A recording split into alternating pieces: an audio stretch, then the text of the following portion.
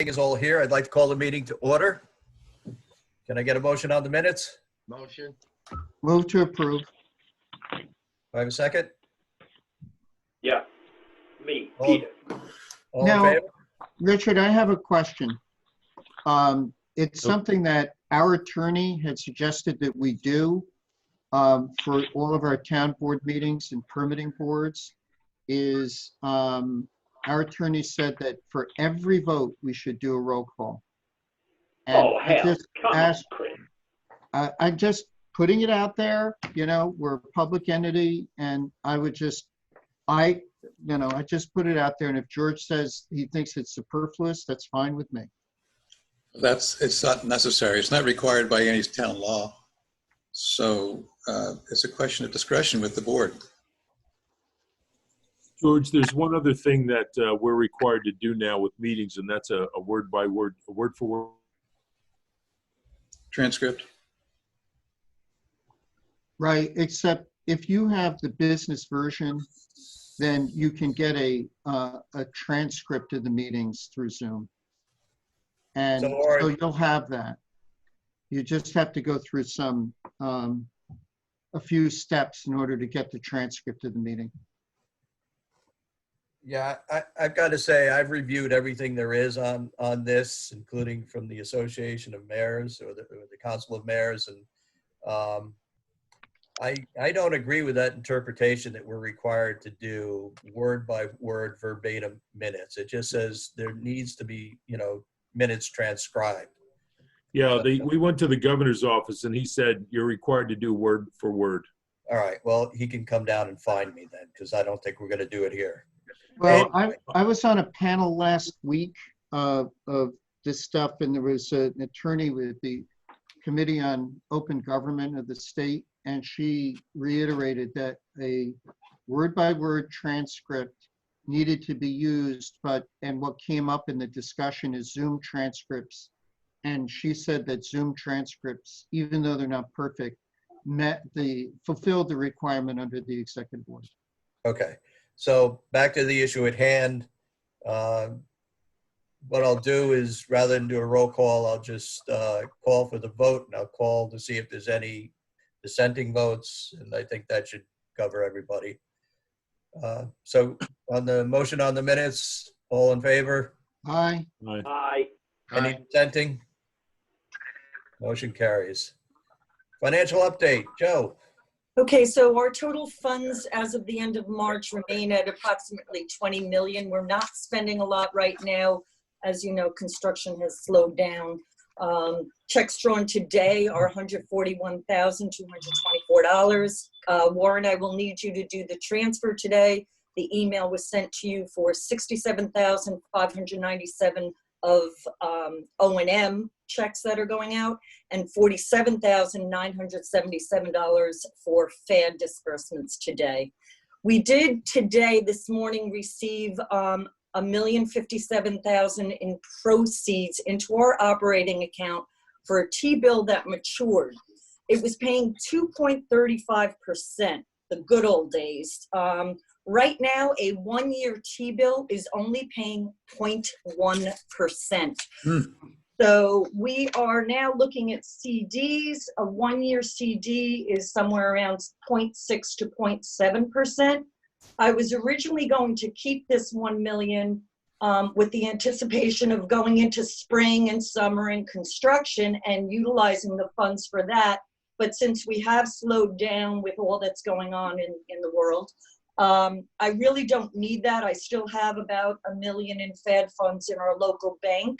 So that will cover us. And I have another $1 million coming due in June. We can decide in June what we want to do. But I wanted to ask Warren, I've corresponded with you via email. Yeah, I'd like to get back today on those CDs possibly. Yeah, I'm assuming CDs are okay for us to invest in. Yes, I sent you the take a look. fiscal policy yesterday, and clearly we can invest. We already own Sallie Mae, Wells Fargo, Goldman Sachs, Capital One CDs. Okay. Yeah, the rate's pretty low. What's the length of the CD? Well, I'm only going out 1 year again because of our anticipation of getting all these FAD projects done. So I'm not going out further than 1 year. The difference between a 1 year and a 2 year, instead of 0.6 or 7, you might get 0.8%. So that's why I thought I'd just go out the 1 year. What's Okay. the interest rate on shorter term? He did not give me a quote on You have to pay them, Chris. but we do have other, this is a rolling, I've done this on a ladder. So we have a lot of rolling maturities happening. So almost every, I would say 2 months, we have new funds coming in that will be available. So that's why I didn't really want to go short term, because I do have some short term maturities coming up, June, August, they're kind of laddered out. So I would suggest we just go with the 1 year CD then. Okay, I will get back in touch with John at M&T this afternoon. Now, And we'll- are the work that we're doing with construction, is it considered essential or not? Do we even know the answer to that? Or do we have any projects in motion right now?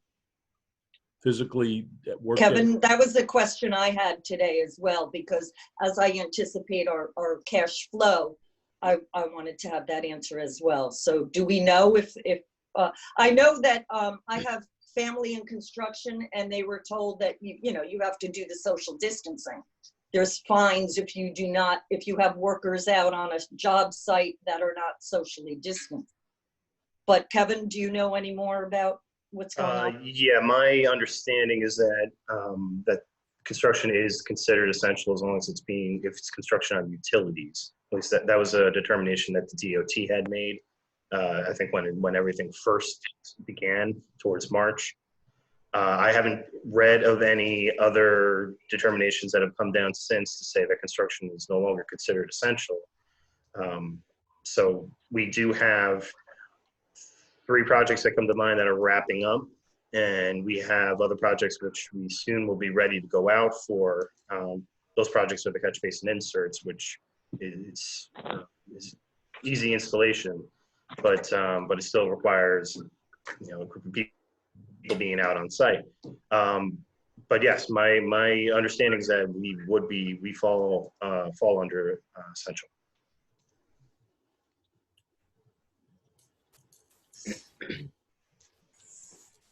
Any other questions? All right. How about, who'd like to talk about the reporting and filing due dates? I will do that. We met our deadlines for March 31st of getting out the audit and reports and everything to New York State ABO. The next deadline is the financial disclosure reports for everyone, all of our members. And of course, we have a few weeks for that. I did get a list. Some people have already done that. I have a list of about a dozen people who have not, but again, we have a couple of weeks for that. The tax returns are due May 15th, and they are currently being worked on. We will definitely have those for our May meeting for approval. And the O&M, as we know, the checks are going out today. And Millie, I mentioned to you last meeting that I will, in a couple of weeks, once all those checks have cleared, I will submit an invoice to you for Westchester's portion. So everything is on. Okay. That's fantastic. We're on target. Great. Thank you, Millie. Oh, thank you. Joanne, I see on that it says that the audited financials went out on the 1st. Is that true? So What I is an audited sent you financial? via email.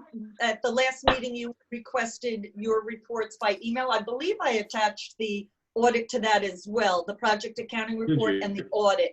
There was a little bit of a delay with all that's going on for us to get our bound copies from our outside auditors. And we received those about a week ago, I believe, or 2 weeks ago. We sent them out. All the bound copies have now gone to the attorneys at DEP, the county executives at the county, Westchester and Putnam County, your office. I believe I send that to Mike, to your office, maybe, Mike Meyer.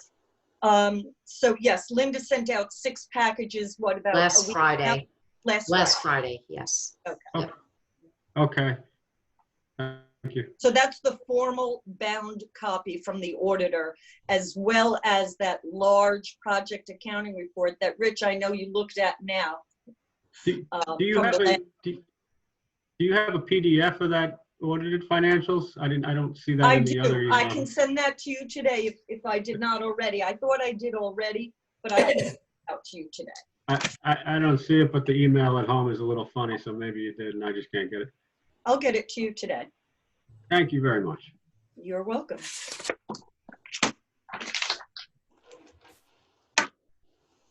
All right, video conferencing discussion. George, you asked me to put that on the agenda. Yes, the question is, do we want to amend our bylaws to provide for video conferencing? We're doing it now because the governor and the authority's budget office has made it clear that we're allowed to do that during this crisis, but it doesn't say that we're going to continue with that forever. But our bylaws now require in-person meetings. So once this crisis is passed, we have to go back to in-person meetings. I think we talked about this once before, and my recollection is that the sense was that we want to have in-person meetings because we want to keep the executive committee at the meetings. We want to keep the board coming to meetings and not have the board have the option to simply attend by video conference.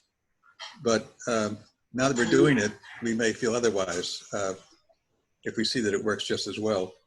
But I leave that open to you. As it stands now, our bylaws require in-person meetings, both by the executive committee and by the full board and any other committees of the board. So if we want to change that, we'll have to prepare some bylaw amendments and do that. It's a pretty standard change that many corporations are doing and many not-for-profits are doing. So I just raised the issue for discussion. So my opinion on this subject is that I think we should still try to focus on in-person meetings, but having better participation through video conferencing would be a real plus. And, you know, I think it would benefit the corporation to amend the bylaws to allow the flexibility to have video conferencing when it's appropriate, or for those who simply can't make a meeting. I think that one of the boards I used to sit on, the Energize board, used to allow us 2 or 3 people to come in by video conferencing, but no more. Yeah, no, I would think that we would want to continue it. This coronavirus thing is not going to go away anytime soon, and there are some of us that may not want to show up at a meeting, but we still want them included in this. And I would agree with you, Rich, that what we want to do is, I would prefer to have in-person meetings. In fact, I don't want to sit in this room anymore. I'm at town hall 24/7.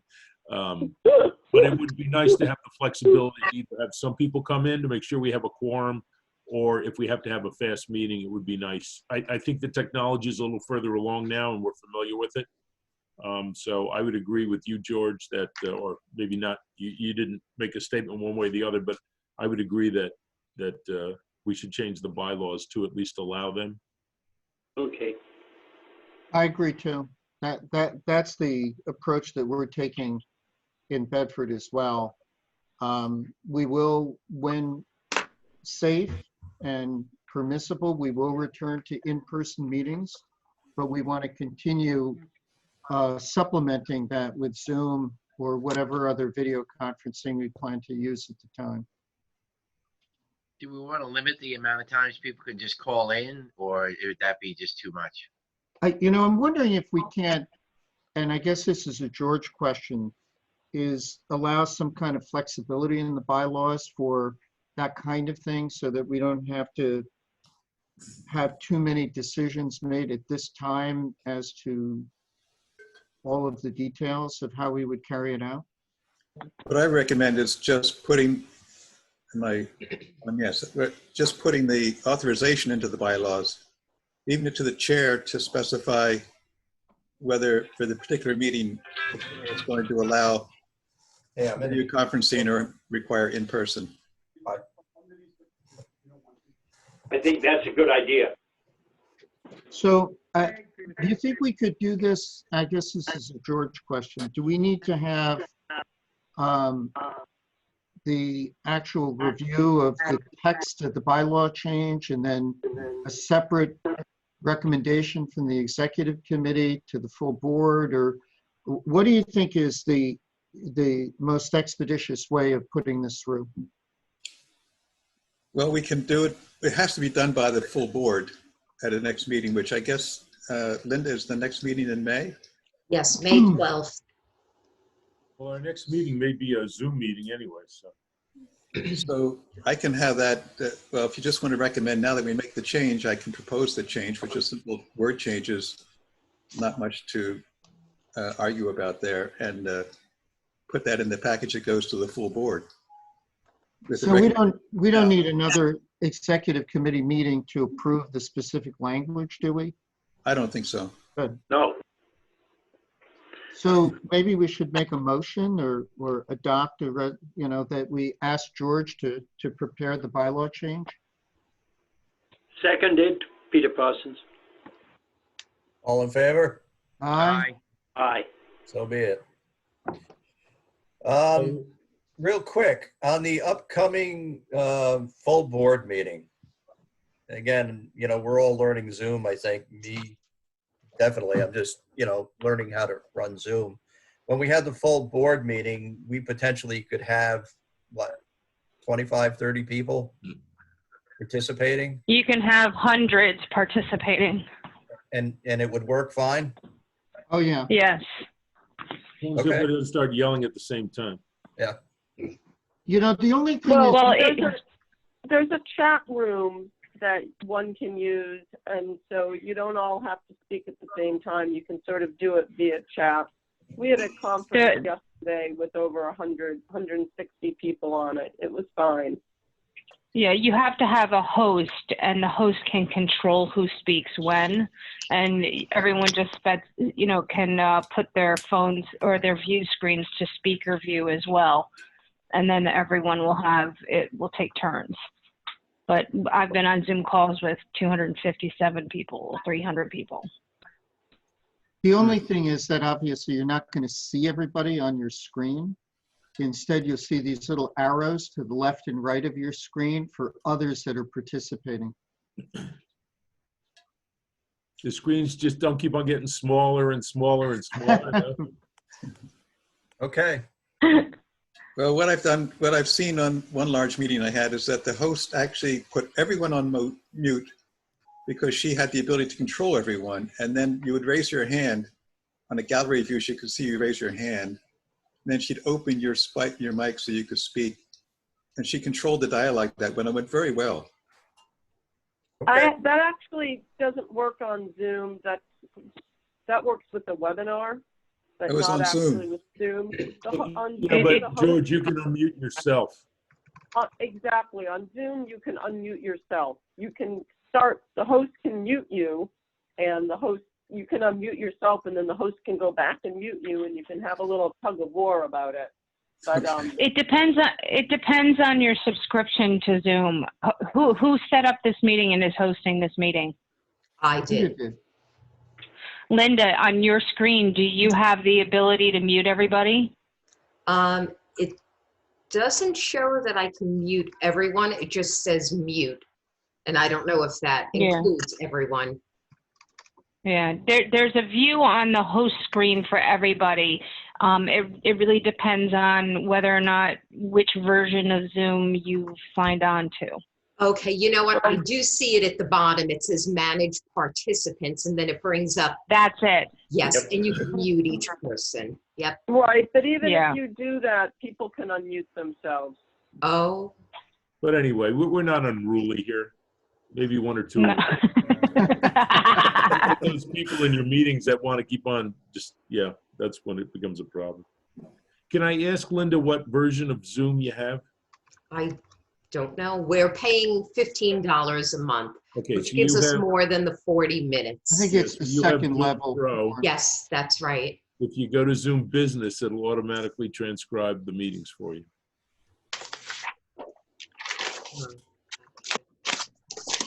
which is what we have. But now having the video up on the website isn't the equivalent of having it transcribed? Not according to the governor's office, no. No? It has to be a word-for-word transcription. Okay. And while Zoom isn't perfect, and I know we're going down a tangent here, but while it isn't perfect, I think it was already stated before by Chris that it's close enough, which is the position we have. So we do our own minutes, but the meeting stands there transcribed, and we're done. Okay. It's $19 a month, but you have to buy 10. You have to buy 10 users, so it's 190. I got away with getting 3 because I talked them out of 10. But so it's 190 a month, and then you're done. Okay. Or you're going to have to transcribe everything, which is a pain in the ass.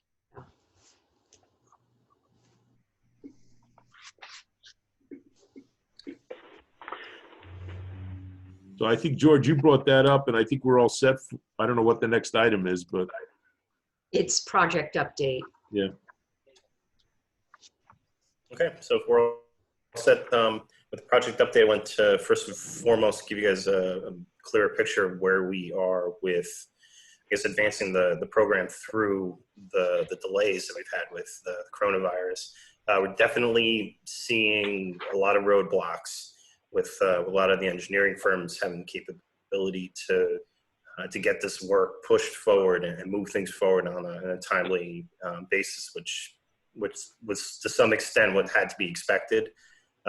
We've got a lot of installation agreements which are out for review, signature, et cetera, which between Linda, George, and myself, we're trying to push the banks and everybody to be responsive for these installation agreements, but it's going to take a longer time, we believe, as we move forward.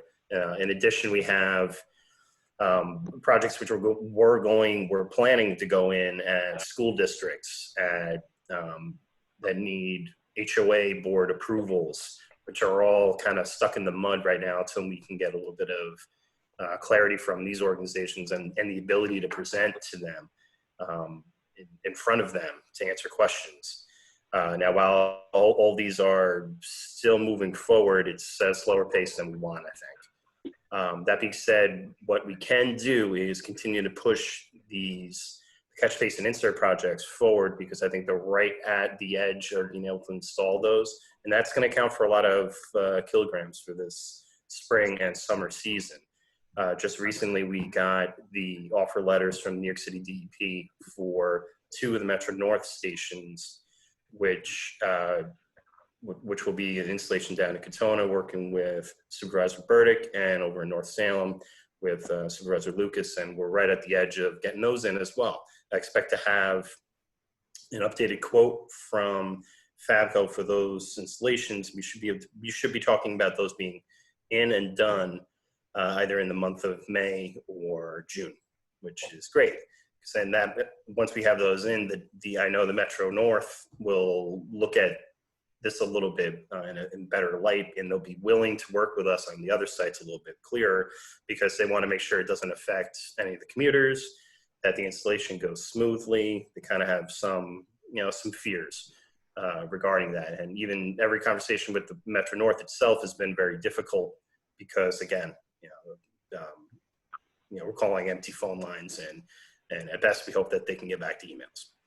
But we're still pushing ahead, still trying to line up some construction for the summer, and I think we will have plenty of projects which we'll be talking about. It's been a delay, and I think the big thing is going to be in the installation agreements for a lot of these, but we do have municipal properties which I expect should not have any delay for getting signatures to move those forward. Of course, we'll have to wait on town board meetings on a few of those, but right now the concentration is going to be on getting those municipal projects done as quickly as possible, because that should be the path of least resistance for us in these times. So that being said, we do have a handful of projects that we'll be going forward with. To Joanne's question earlier, we do have a few projects we're wrapping up, which we'll be able to submit for kilograms to the DEC. I have found the DEC has been responsive and have gotten back to me in a timely manner, which is great. And hopefully that'll keep up. We just recently added a project in the town of Somers, which will be, which is on your project update sheet is SCF 901, which is a FAD project in the smallest portion of the FAD basin that's in Westchester County, probably. But it is in the Croton Falls. Is at the Greenbrier subdivision and could account for about 9 kilograms worth of reduction through the catch basin inserts there. So we are pushing ahead, and be happy to answer any individual questions that anybody has. Anyone have any questions? No, I think I already sent you a note, but I just have to get one of the documents changed that the DEP sent me. Yes. Yeah. They were still referencing Bedford. Right. I think after your note, I think Matt Castro was able to turn that back around. But I'll take a look at the email again. All right, we've got another change order from Legacy on Kent MB 601. Again, for the delay that they're experiencing due to us having to redesign the project. Kevin, do you have anything you want to add on that? I don't think on this one it's no different than what we saw last month.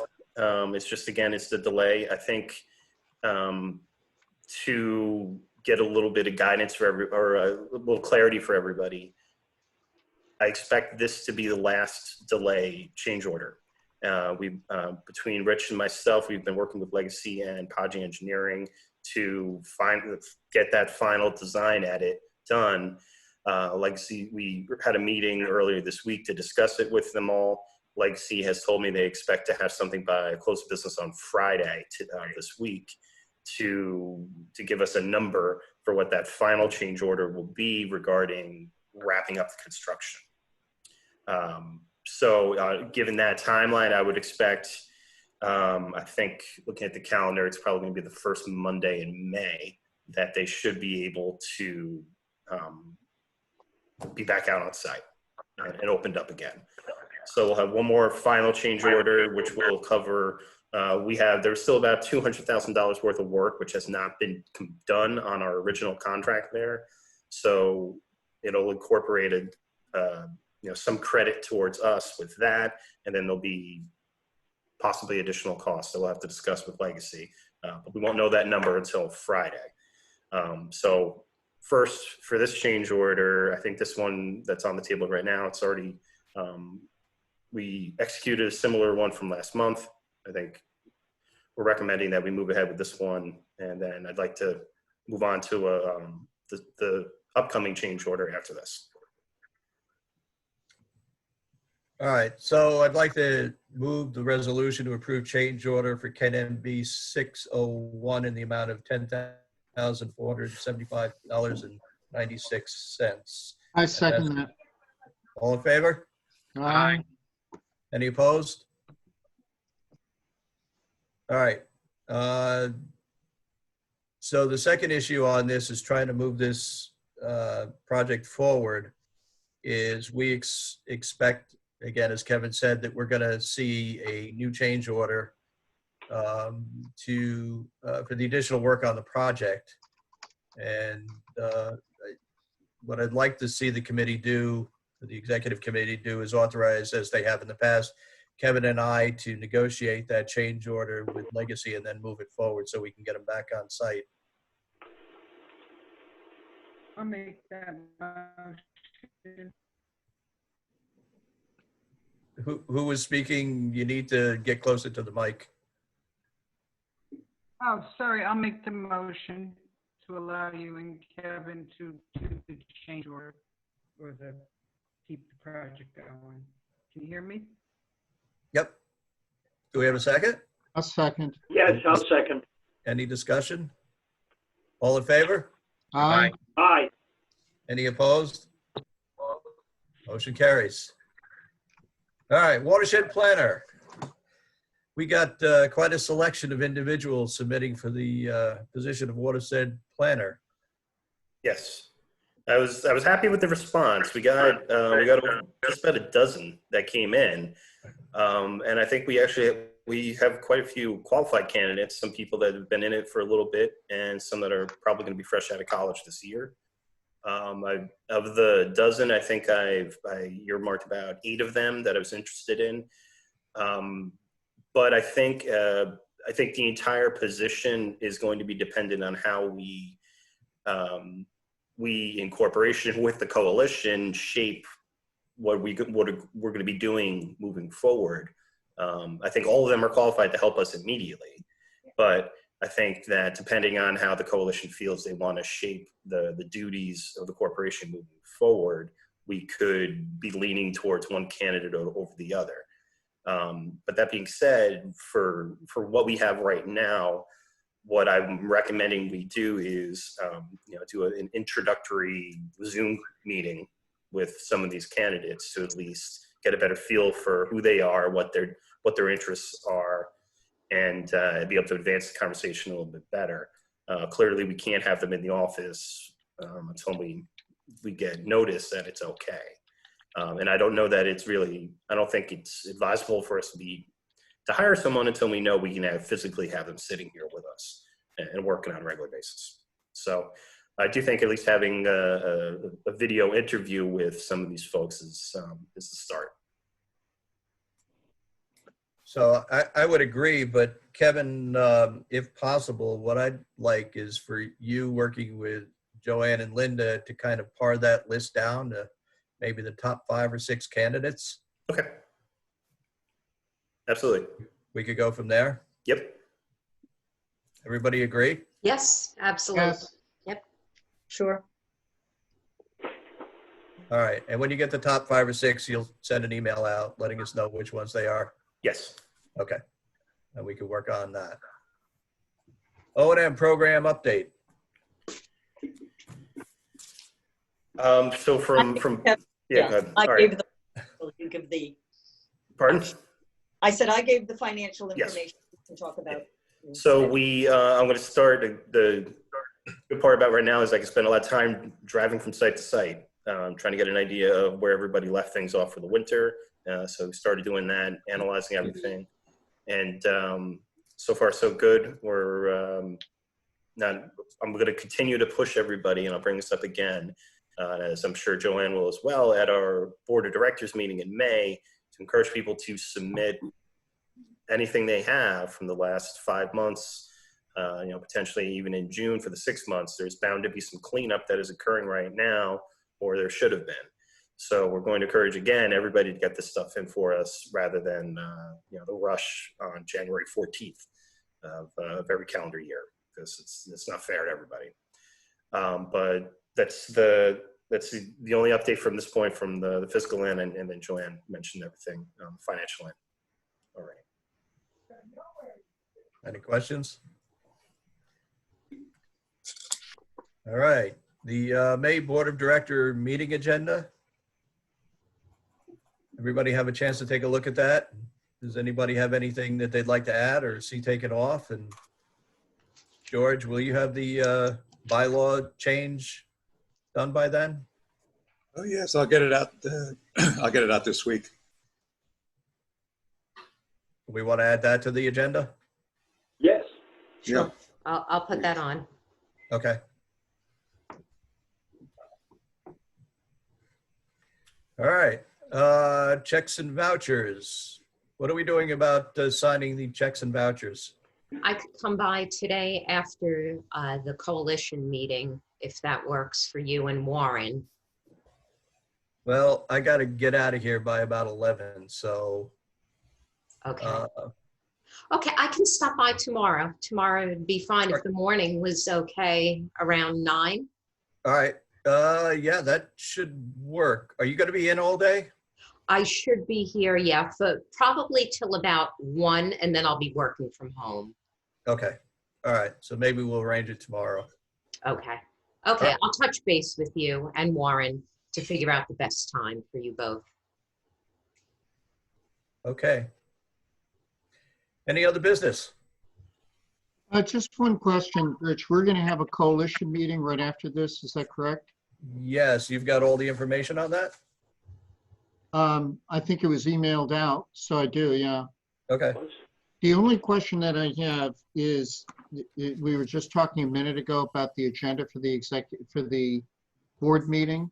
Yes. There might be the possibility to add to the agenda for the board meeting discussion item. And I'm just wondering if we could leave open that possibility.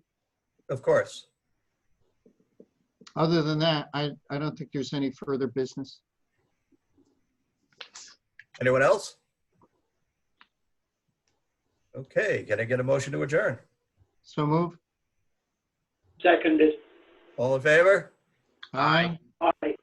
All right, good seeing everybody again, and we'll see you in a few weeks. And for those of you who are joining the coalition meeting, I'll see you in a few minutes. That Thank different you. call. Thank you. Have a good day. Take care, everyone. Fair enough.